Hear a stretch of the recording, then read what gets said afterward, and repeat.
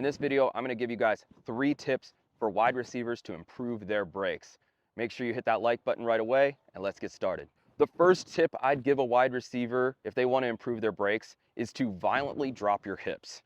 In order to produce enough force into the ground to stop yourself on a dime, we need to make sure that we violently drop the hips so we can put a lot of force into the ground.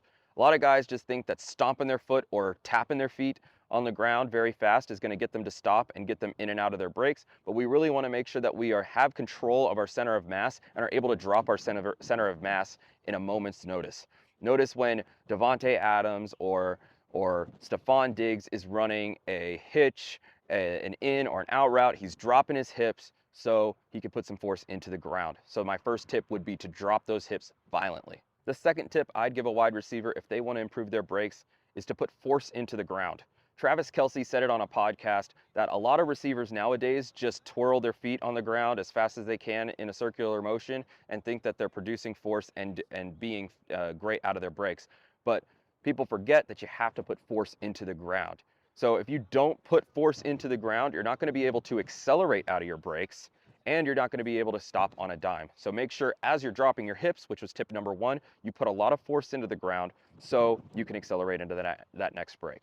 The third tip that I would give a wide receiver who's trying to improve his breaks is to accelerate out of your breaks.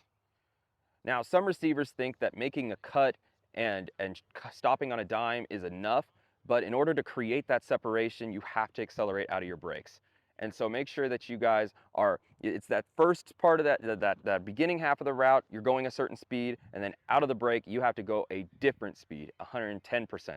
So if you're going 90% into your break, you should be going 110% out of the break so you guys can create separation from defenders at the top half of the route. That's going to do it for this video. Hope it was short and sweet for you guys. If you guys liked this content and you liked the tips that I gave you, make sure you guys hit that like button so more receivers like you can grasp it and get better. And make sure you guys subscribe to Cav Training so you guys can get more content like this, football related, speed and agility related. And if you're in Phoenix, Arizona, I'm a speed and agility and football trainer. And if you guys want to train with me, hit me up. My website's down below and apply. Thank you guys so much for watching, and let's get better today.